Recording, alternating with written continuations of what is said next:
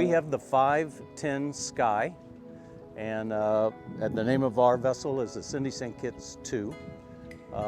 We had a smaller boat before we got this one. We looked for a couple of years before we made our decision, but we've landed on the 510, and we like the sunroof particularly on this boat.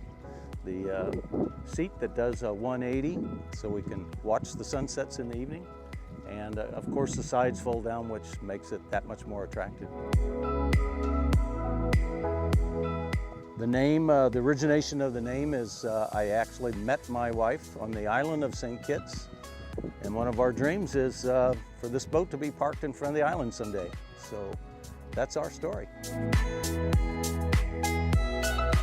We brought the boat from Baltimore on 2 different occasions, so we've been through the Carolinas and Georgia and all through, we actually had to do the ICW one time all the way through Florida, which was quite an adventure.